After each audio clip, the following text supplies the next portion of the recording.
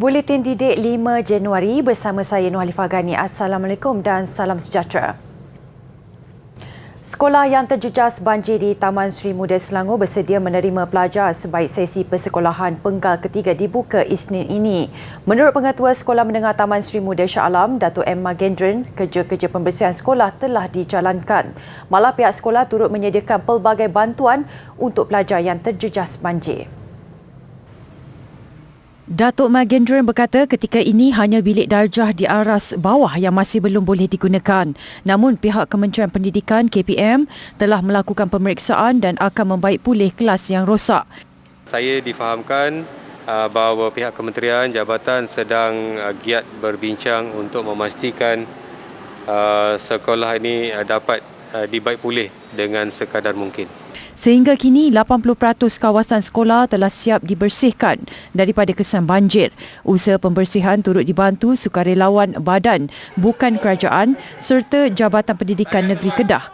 Selain itu, sekolah berhampiran turut menyampaikan sumbangan peralatan mengajar kepada SMK Taman Sri Muda. Menurut Datuk Magendran, pelajar yang terjejas akibat banjir juga akan diberi bantuan baju, peralatan dan buku sekolah. Kita juga mempunyai pihak-pihak yang telah datang menghulurkan bantuan pakaian yang telah kami kumpulkan di store. Jadi untuk mengedarkan pakaian itu pun kita mesti berjumpa dengan murid. Jadi untuk itu mereka harus datang ke sekolah supaya kita dapat tahu sejauh mana mereka terjejas akibat banjir, apa yang boleh kita buat. Pada 18 Disember lalu, Taman Sri Muda Shah Alam dilanda banjir terburuk yang telah menenggelamkan hampir keseluruhan kawasan itu. Ia termasuk SMK Taman Sri Muda di mana aras bawah bilik darjah ditenggelami air dalam tempoh 24 jam. Anggaran kerosakan sekolah dijangka lebih RM2 juta kerana kerosakan makmal komputer, makmal sains dan bilik peralatan sukan. Sementara itu, di Pahang, sebahagian besar sesi persekolahan yang terjejas akibat banjir akan diteruskan 10 Januari ini.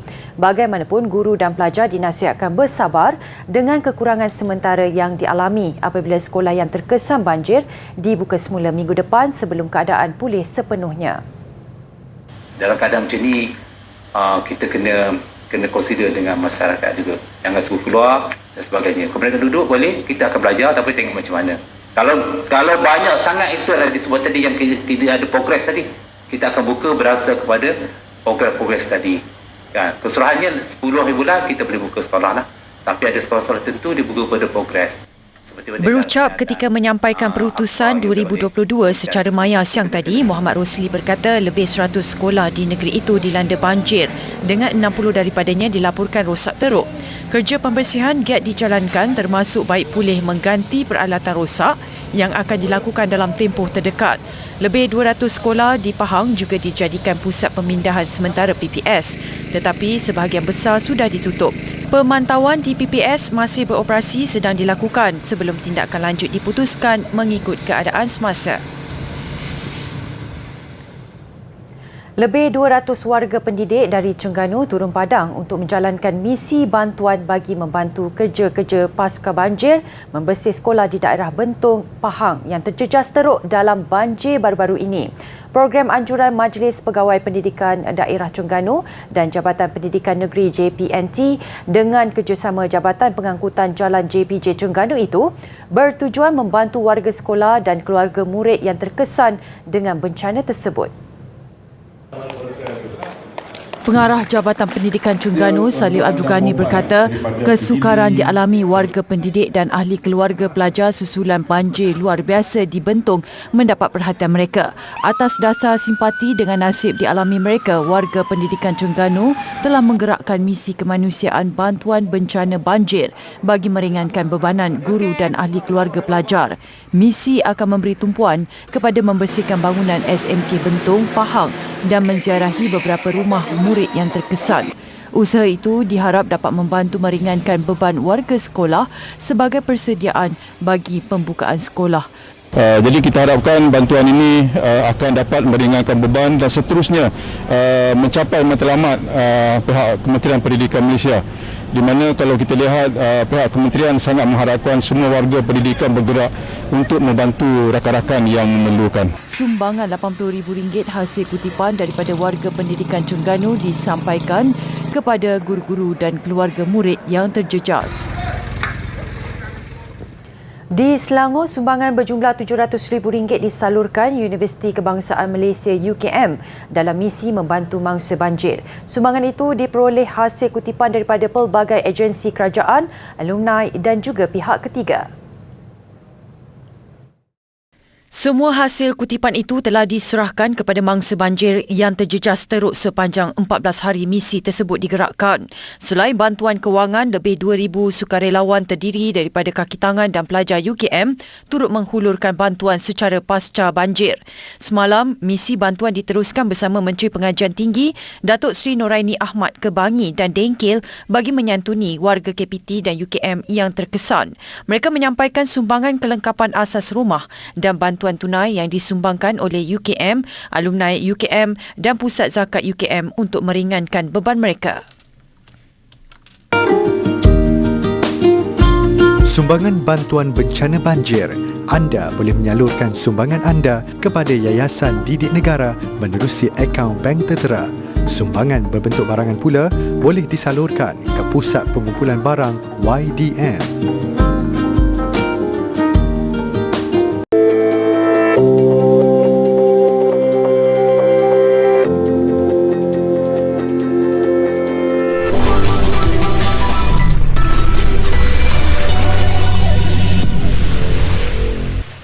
Masih dengan laporan banjir, jumlah mangsa di Johor berkurangan kepada 4,744 orang di 67 PPS di 7 daerah terjejas. Bilangan itu berkurangan berbanding hampir 5,400 orang pagi tadi.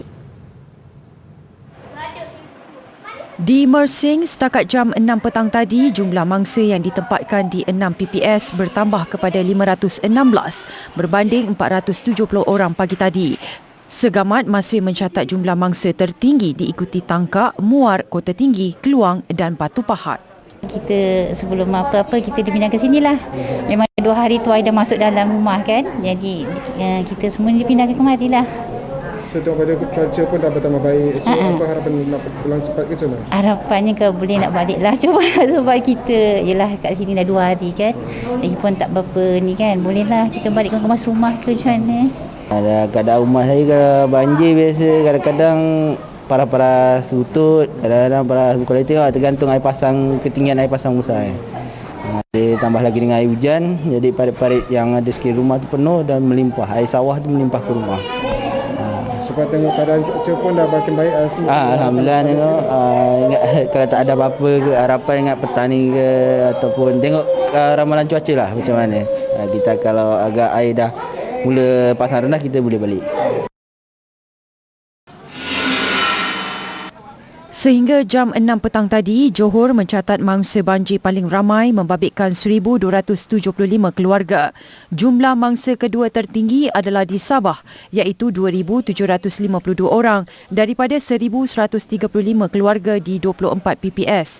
Di Pahang, 1,166 mangsa banjir masih berada di 21 PPS setakat 6 petang tadi melibatkan Temeloh, Bera, Kuantan, Pekan dan Rompin. Mangsa banjir di Negeri Sembilan pula menyusut kepada 826 orang berbanding 1,488 di 15 PPS tengah hari tadi. Di Melaka, jumlah mangsa turun kepada 459 di 7 PPS. Setakat ini, bilangan mangsa di Selangor pula kekal 40 orang di Kuala Langat. Manakala di Terengganu, kesemua 19 orang mangsa banjir di 2 PPS di Kemaman telah pulang ke rumah masing-masing. Sebagai pelapis generasi, anak muda perlu membina identiti, keyakinan diri dan esteem diri yang positif. Selain diri sendiri, ibu bapa memainkan peranan penting dalam memperjuangkan hak anak-anak. Mereka perlu bersikap lebih terbuka dan memberi kepercayaan kepada bakat dan potensi anak-anak. Tidak dinafikan sebagai ibu bapa, naluri untuk melindungi anak-anak sentiasa ada. Ironinya, penglibatan ibu bapa yang berlebihan boleh membantutkan pencapaian potensi penuh anak-anak. Justru mereka perlu memastikan pelibatan ini tidak menimbulkan kekeliruan dan bersepakat dalam hal mendidik anak-anak. Sikap saling menghormati perlu dipupuk antara ibu bapa dengan anak. Dalam mengharungi cabaran masa kini, gaya keibubapaan acuan lama tidak lagi sesuai. Tapi dalam keadaan sekarang ni terlalu banyak role model di luar sana. Dengan itu ibu bapa perlu memainkan peranan yang penting yang memastikan bahawa anak ini attachmentnya dengan ibu bapa sangat kuat. Supaya apa-apa yang berlaku anak ini akan rujuk pada ibu bapa untuk kita kata untuk sama-sama selesaikan masalah. Bila sama-sama selesaikan masalah Lia, maksudnya kita bawa anak-anak kita itu sama-sama untuk membuat keputusan. Ibu bapa perlu bertegas, tetapi pada masa sama harus memberi peluang untuk anak-anak menyuarakan pendapat, sekaligus mengasah kemahiran berfikir aras tinggi yang menggalakkan golongan muda mencari jawapan. Justru anak-anak perlu diberi peluang berfikir secara rasional sebelum menjawab. Kegagalan memberi anak-anak ruang untuk bersuara akan menimbulkan sikap memberontak dalam kalangan mereka. Kita tahu bahawa ibu bapa ni kadang-kadang memang nak mengongkong anaknya, bukan disebabkan oleh dia suka, tetapi untuk memastikan bahawa anak itu dipantau supaya tidak terjebak dengan apa-apa gejala negatif di luar sana. Tetapi hakikatnya ibu bapa perlu sedar bahawa apabila mereka mengongkong minda, mereka mengongkong kebebasan, yang akhirnya anak ini tadi tidak akan dapat kecekalan itu. Dia tidak akan dapat ketabahan itu, kerana ketabahan itu sebenarnya dibina daripada kecil lagi. Selain itu, ibu bapa perlu memberi ruang untuk anak-anak berdikari, belajar integriti dan bertanggungjawab atas kesilapan diri sendiri dari usia yang muda. Oh, angkasawan kita telah terkeluar dari kapal angkasanya dan sedang berlingkar-lingkar. Saya tak dapat nak tolak dia dan dia sendiri pun tak dapat nak tolak diri dia. Kenapa? Kerana keadaan di angkasa sendiri yang tidak ada udara, bermakna tidak ada geseran. Jadi sebab itulah mereka memerlukan pack khas untuk membantu pergerakan mereka dengan menujah gas nitrogen. Apapun, adakah anda tertanya kenapa saya tak boleh sentuh angkasawan kita? Ini kerana ini cumalah satu imej maya bagi satu objek yang sebenar yang berada di bawah sana. Imej maya berbeza dengan imej nyata. Imej maya ialah imej yang tidak boleh ditangkap atas skrin berbanding dengan imej nyata seperti kita lihat di pawagam. Okey, jom kita perhatikan objek sebenar di bawah sana. Terdapat dua satah yang membolehkan ilusi ini terbentuk. Satu ialah satu satah condong yang berada di dalam ruangan ini, manakala satu lagi satah melengkung yang berada di atasnya. Cahaya yang terpantul dari objek di bawah sana akan naik ke atas dan akan dipantulkan semua ke bawah oleh satah melengkung. Manakala satah condong akan memantulkan pula cahaya tersebut keluar dan membentuk imej maya.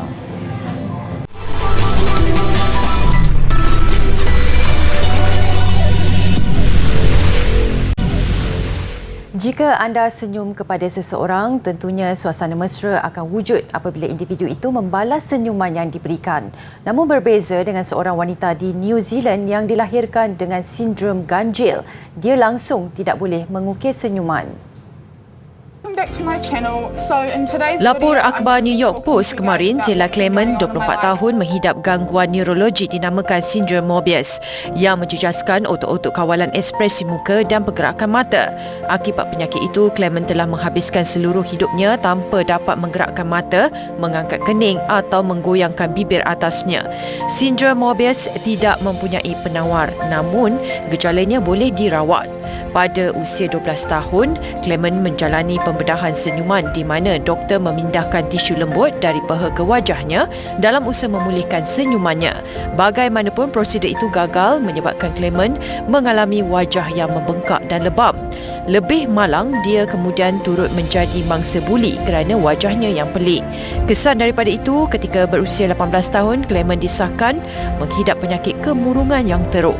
Dia yang telah bersara daripada menjadi atlet kini giat menyertai syarahan awam untuk memberi inspirasi kepada orang lain yang mengalami kelainan wajah dan sindrom serupa.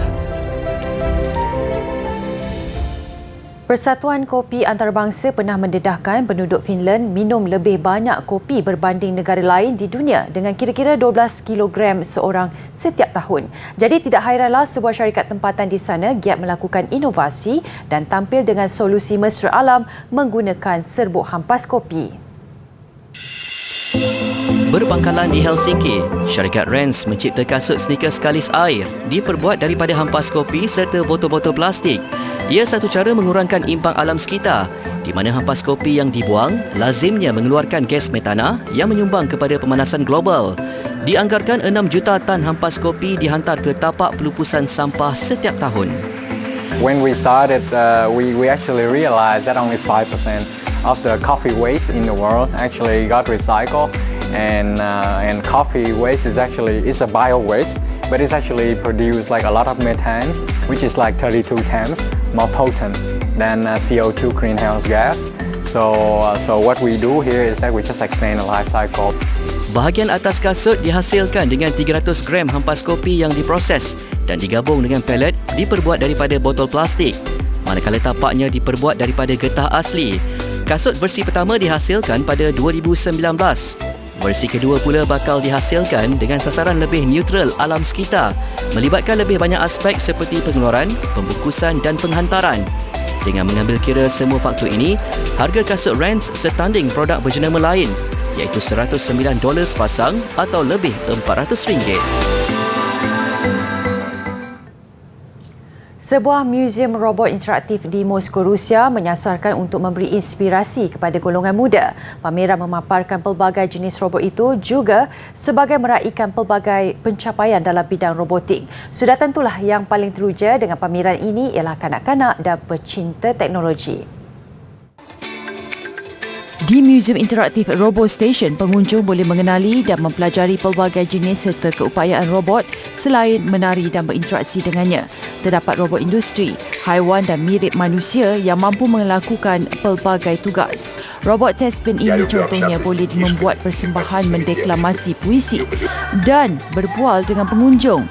Manakala di akuarium ini pula terdapat robot ikan. Diperbuat daripada gelas dan plastik, ia digerakkan dengan enjin ringan, membolehkannya berenang di dalam air dan mampu mengesan halangan. Dari sisi lain, ia digunakan untuk membantu manusia dalam melakukan kajian tentang dasar laut. Namun di sini, ia ditampilkan sebagai robot ikan untuk hiburan ramai.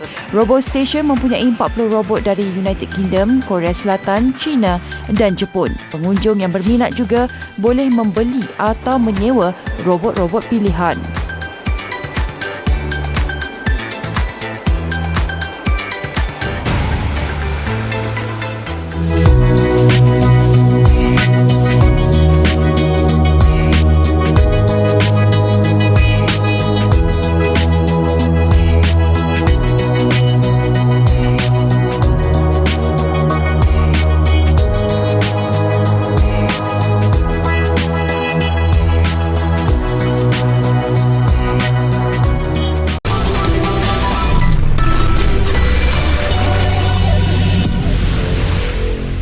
Sukan Persatuan Bola Sepak Malaysia FAM hari ini melantik Scott O'Donnell sebagai pengarah teknikal baharu. Berasal dari Sydney, Australia, O'Donnell mengisi kekosongan Dato' Ong Kin Swee yang meletak jawatan September tahun lalu. Menariknya, beliau yang ditawarkan kontrak 3 tahun pernah beraksi bersama Kuala Lumpur. Yang pasti, O'Donnell bukan asing dalam senario bola sepak Asia. Sebagai pemain, beliau cukup dikenali dalam kalangan peminat bola sepak Singapura semasa beraksi dalam Liga S bersama Tampines Rovers. O'Donnell juga pernah menjadi jurulatih Geylang United pada 2003 hingga 2005. Malah bekas pemain Australia ini merupakan pemain import Kuala Lumpur pada 1994 hingga 1995. Beliau juga tampil selaku ketua jurulatih skuad kebangsaan Kemboja pada 2005 hingga 2010 sebelum menjadi pengajar kejurulatihan Akademi Bola Sepak India AIFF. There's no shortcuts. You've got to do the hard work, and we've got to get everyone on board. We can't expect the Football Association of Malaysia to do everything. We need to engage and collaborate with our stakeholders, the state associations, the professional clubs, NFDP, the government departments, Ministry of Youth and Sports, Ministry of Education, players and coaches associations, you, the media and the fans. We need everyone on board to be working in the same direction to try and help us achieve our goals. Bagi FAM, kehadiran O'Donnell dilihat mampu memperkasakan skuad Harimau Malaya dengan pengalaman yang dimiliki. Lebih-lebih lagi program pembangunan untuk menyediakan pemain pelapis yang berkualiti.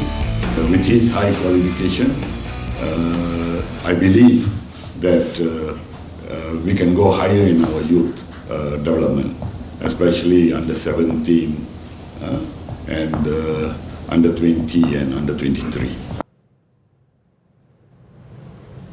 Presiden China Xi Jinping menyifatkan persiapan Sukan Olimpik Musim Sejuk Beijing 2022 kini berada dalam fasa akhir. Beliau melahirkan keyakinannya selepas melakukan tinjauan di beberapa lokasi tamasya termasuk gelanggang luncur laju kebangsaan, pusat media utama, perkampungan Olimpik, pusat operasi serta pangkalan latihan Projek Ais dan salji Air Kichang.